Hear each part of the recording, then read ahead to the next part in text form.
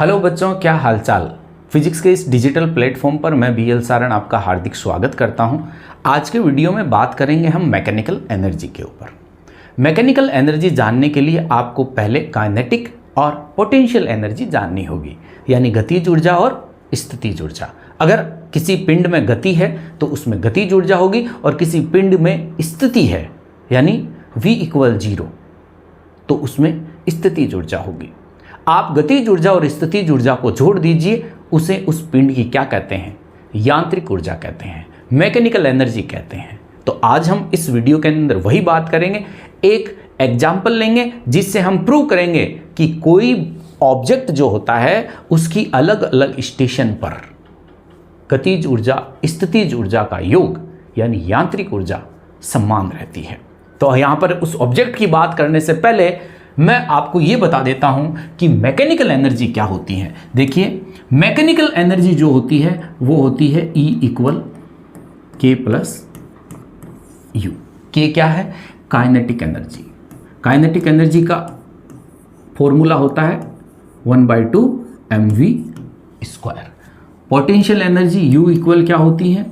mgh। आई कहाँ से? देखो, पोटेंशियल एनर्जी होती है वो एक वर्क ही होती है, और वर्क क्या होता है?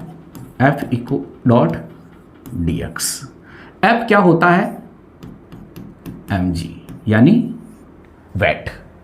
आप लोग अगर मान लीजिए, क्योंकि ये घटना जो है वो किसी गुरुत्वीय क्षेत्र में होगी, तो एक ही जगह, क्योंकि F बराबर क्या होता है? ma, तो हमने एक की जगह क्या ले लिया? g ले लिया। गुरुत्व त्वरण 9.8 मीटर/सेकंड²। W = कितना आया? mg।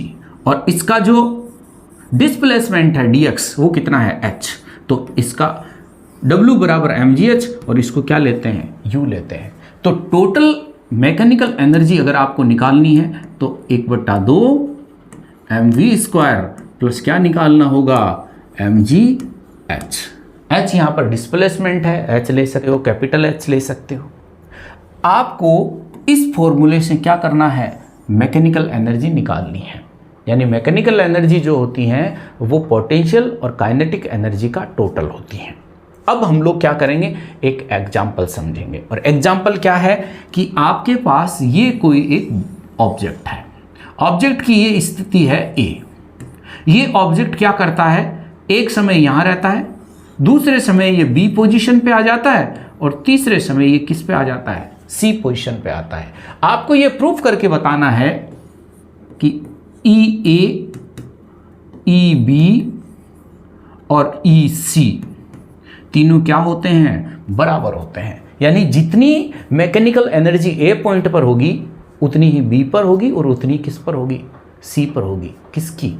किसी एक ऑब्जेक्ट की, जिसने आपको यहाँ पर क्या लिया है? एग्जाम्पल के लिए लिया है। और उस ऑब्जेक्ट का मास कितना है?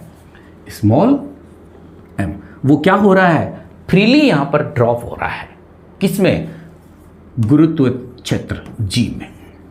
तो ये चीज आपको ध्यान रखनी है। तो सबसे पहले हम लोग यहाँ पर क्या करते हैं? बात करते हैं पॉइंट EA की। EA को मैं इस फॉर्मूले इक्वेशन नंबर 1 को सीधा ही चेंज कर देता हूं।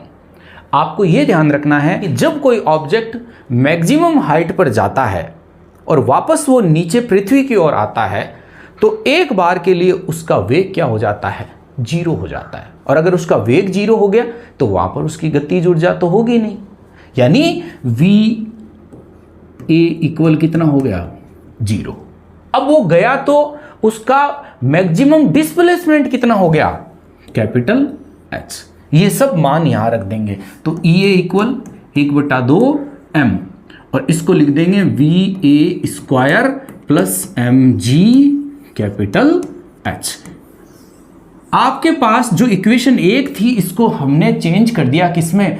पॉइंट ऑन A में। आपको पॉइंट ऑन A जो है उसमें काइनेटिक और पोटेंशियल एनर्जी का टोटल मान जो है वो क्या है? मैकेनिकल एनर्जी है। कितना होगा ये? EA = 1/2 m, और आपको क्या यहां पर VA का मान क्या होगा? 0 होगा। क्यों? क्योंकि जो आपका ऑब्जेक्ट है वो मैक्सिमम हाइट पे जाने के बाद एक बार रेस्ट पोजीशन में होगा, रुकेगा जरूर, फिर वो डाउन होगा। तो अपन ये समझिए कि वो रुक रहा है, उस समय उसकी वेलोसिटी कितनी है, 0 है, va। वही हम लोग यहाँ रखेंगे plus mg capital H। EA का मान आपके पास सीधा और सीधा कितना आ गया, mg कैपिटल H। ये आपको क्या करना है, जो फर्स्ट आपका पॉइंट है उस पर आपने क्या निकाल ली, मैकेनिकल एनर्जी निकाल ली, E mg कैपिटल H। अब फिजिक्स ये कहती है कि EA पर mgh, तो आपके यहां पर EB पर भी यही मान होना चाहिए, EC पर भी यही मान होना चाहिए। देखते हैं, हम निकालते हैं। अगर यही मान होता है तो फिजिक्स जो कह रही है वो एकदम सही है और हमें मानना पड़ेगा। और मानना ही नहीं, हमें इस एग्जाम्पल से अगर हमारे पास एग्जाम में क्वेश्चन आता है तो प्रूव भी करना पड़ेगा, और आपको प्रूव करना आना चाहिए एक डायग्राम बेस पे, इक्वेशन बेस पे, और इसमें बीच में जो थ्योरी लिखी जाती है वो भी आपको बढ़िया तरह से, यानी इसकी लैंग्वेज लिखनी आनी चाहिए। तो चलिए हम EA पर जब आप मैकेनिकल एनर्जी निकाल लेते हैं तो EB पर किस तरह से निकलती हैं जानते हैं। देखिए हमें यहां पर आपने EA निकाल लिया और EA इक्वल क्या आया, mg कैपिटल H। H क्या है, डिस्प्लेसमेंट, विस्थापन है, जो पिंड क्या है, सीधी रेखा में चला है। आपको यहां पर EB निकालना है। इस पॉइंट पर आपने ये देखा कि जो आपके पास ऑब्जेक्ट है वो ऑब्जेक्ट मूव कर रहा है, यानी यहां पर क्या है, काइनेटिक एनर्जी है। तो पोटेंशियल एनर्जी क्या होगी, जोड़ेंगे तो इसका EB कितना होगा, चलिए हम जोड़ लेते हैं। EB equal 1/2 mvb square plus mg। अब इसका डिस्प्लेसमेंट कितना है, इस जगह इसका डिस्प्लेसमेंट है स्मॉल h, हाइट। तो हम लोग यहां पर क्या लिखेंगे, स्मॉल h। आपके पास हम देख रहे हैं कि इसमें अपनी एक वेलोसिटी है इस ऑब्जेक्ट के अंदर। अब उस वेलोसिटी को कैसे निकालें, यानी EB स्क्वायर का मान कहां से लाएं। अब EB स्क्वायर का मान लाने के लिए आपको क्या करना है, इक्वेशन ऑफ मोशन पता होनी चाहिए। कौन सी, फर्स्ट सेकंड थर्ड जो भी, लेकिन यहां पर थर्ड इक्वेशन काम आएगी। हम लोग कैसे निकालते हैं, VB square equal UA square plus 2AS। अब A की जगह क्या लिखेंगे हम, G, और S की जगह क्या लिखेंगे, इसका डिस्प्लेसमेंट, कि ये कितना चला, ये कितना चला, capital S minus small h। आप ये वैल्यू रख देंगे और VB स्क्वायर इक्वल ये हो जाएगा, UA स्क्वायर कितना होगा, 0, यानी इसका प्रारंभिक वेग जो है जहां से पॉइंट चला है वो 0 होगा। तो 0 प्लस 2g, और ये कितना होगा आपको VB स्क्वायर, ध्यान रखिए आप, 2g capital S minus 2g small h। ये वैल्यू क्या करिए आप ले जाकर क्या करिए, इस जगह रख दीजिए। रखेंगे तो EB इक्वल कितनी, EB इक्वल आपके पास आएगी 1/2 m into 2g capital H minus m 2g small h।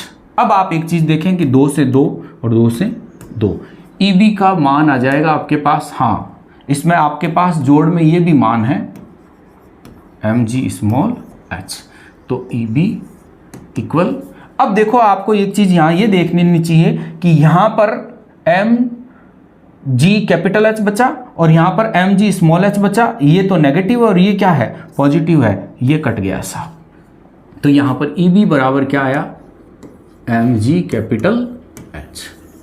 आपने देखा कि जब उसके पास काइनेटिक एनर्जी भी है और पोटेंशियल एनर्जी भी है, फिर भी इसकी मैकेनिकल एनर्जी कितनी है, mg h।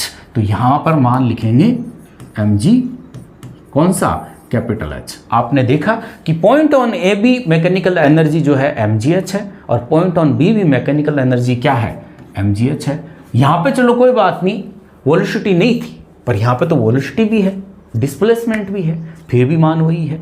अब हम निकालते हैं इसके थर्ड पोजीशन पे, जब पॉइंट कहां आ जाता है, EC पर आ जाता है, यानी आप लोग ये प्रूव कर दोगे ना कि EA equal EB equal EC, इसका मतलब जो चीज गिर रही है, मान लीजिए कोई भी आपके पास ऑब्जेक्ट गिर रहा है, समझ लीजिए एप्पल ही गिर रही है, तो आप ये प्रूव कर पाओगे कि रियली में मैकेनिकल एनर्जी जो होती है ना वो सब जगह क्या होती हैं, सेम होती हैं। चलिए हम देख लेते हैं EC पर कितना मान होता है इसका। देखिए EC आपने EA निकाला, EB निकाला और अब हम निकालते हैं EC। अब EC निकालने के लिए हम लोगों को जो बेसिक जो इसका फॉर्मूला है वो वही होगा बटा 2 mVc स्क्वायर प्लस कितना mgh। अब यहां पर h कितनी है, h क्या होगी, इसकी हाइट है। तो आप देखते हैं कि ये जो C पॉइंट है वो एकदम सरफेस के क्या है, टच है। इसका मतलब न तो यहां पर स्मॉल h होगी, न यहां पर क्या होगा, कैपिटल H होगा। यानी यहां पर हाइट जो है वो क्या होगी, 0। इसका मतलब आपके पास UC बराबर क्या हो गया, 0।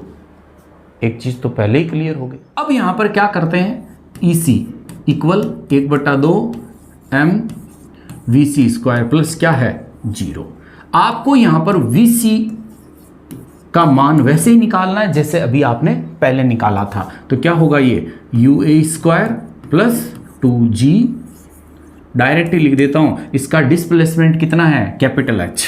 तो यहां पर ये मान ले जाके क्या करोगे, आप ऊपर में रख दोगे, किसमें, इसी के डायरेक्ट फॉर्मूले में। इसी इक्वल 1/2 m और ये क्या हो जाएगा, क्रॉस 2G कैपिटल H, 2 से 2 कट गया। इसी का वैल्यू आया आपके पास mg कैपिटल H। आप खुद देख लीजिए, जो आपने पॉइंट ऑन C जो मैकेनिकल एनर्जी है वो भी कितनी आई, कैपिटल H। B पर कितनी आई, mg कैपिटल H। A पर कितने आई, mg कैपिटल H। इसका मतलब हमने प्रूव कर दिया कि साहब मैकेनिकल एनर्जी होती है ना वो सेम होती है, चाहे ऑब्जेक्ट V वेलोसिटी में हो या V वेलोसिटी कितनी हो, 0 हो, तो उसकी मैकेनिकल एनर्जी जो है वो क्या होगी, सेम होगी। यही चीज अपन को क्या करनी थी, प्रूव करनी थी। इसी तरह से अगर आपके पास डायग्राम से इक्वेशन निकाल के कई बार अपन को प्रूव करने के लिए पूछते हैं और प्रूव करने का तरीका ये होता है। अब एक डायग्राम बेस पर मैं इस चीज को थोड़ा समझाना ये चाहता हूं, डायग्राम के आधार पर हम समझेंगे कि जब काइनेटिक एनर्जी जो होती है वो मैक्सिमम हो तो पोटेंशियल एनर्जी क्या होगी, मिनिमम होगी। इस पॉइंट पे देखिए, जैसे जैसे काइनेटिक एनर्जी कम हो रही है, पोटेंशियल एनर्जी क्या हो रही है, बढ़ रही है। और मान लो ये पॉइंट ऑन ए है, यहाँ पर काइनेटिक एनर्जी और पोटेंशियल एनर्जी क्या है, बराबर है। और जैसे ही ये पोटेंशियल एनर्जी बढ़ेगी तो काइनेटिक एनर्जी घटेगी और इस पॉइंट पे क्या होगी, मैक्सिमम हो गई कौन, पोटेंशियल एनर्जी, और काइनेटिक एनर्जी क्या हो गई, मिनिमम हो गई। ये ध्यान रखना है। यानी गतिज ऊर्जा और स्थितिज ऊर्जा मैक्सिमम बराबर नहीं हो सकती या मिनिमम बराबर नहीं हो सकती, यही आपको निकालना था। तो आप लोगों ने देखा कि हमने क्या किया कि एक ऑब्जेक्ट का मैकेनिकल एनर्जी निकाला, किस पर, 3 अलग अलग पॉइंट पर, point A, point B, point C, और मैकेनिकल एनर्जी की वैल्यूज जो है वो क्या हो रही थी, बराबर आ रही थी। इसका मतलब हमने प्रूव कर दिया कि मैकेनिकल एनर्जी क्या होती है, सेम होती है। यानी ऊर्जा हमेशा क्या रहती है, संरक्षित रहती है। हाँ, उसे एक रूप से दूसरे रूप में बदला जरूर जा सकता है। इसीलिए आप चैनल को सब्सक्राइब करिए, लाइक करिए और शेयर करिए। Thank you.